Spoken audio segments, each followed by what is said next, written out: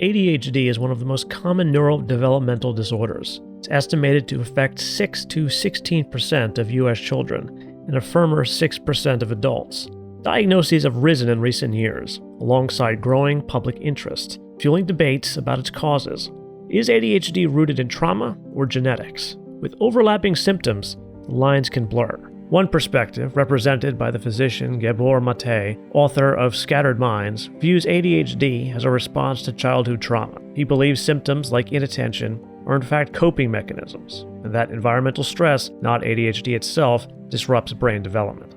I was diagnosed with ADHD when I was in my mid-50s. I found the diagnosis helpful, but I didn't buy into the medical mantra that this is a genetic disease, even though a couple of my kids were diagnosed. The tuning out, for example, the inattention is not genetic.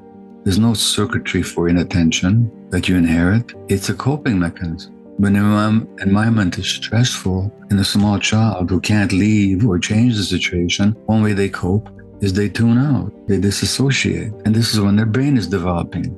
So then the tuning out gets programmed into the brain, a coping mechanism that has become ingrained in your nervous system.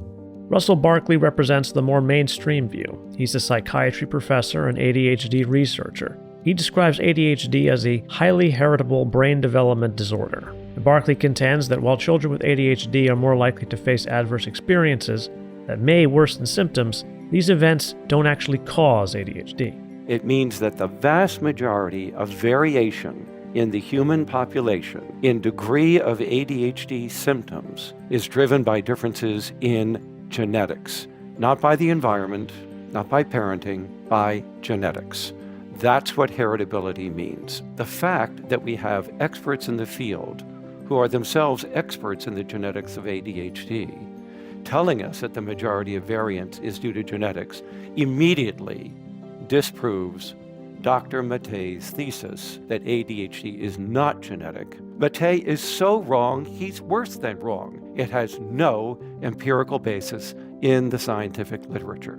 The more ADHD risk genes you had, the more severe your ADHD was, the greater the likelihood you were going to be exposed to adverse childhood events.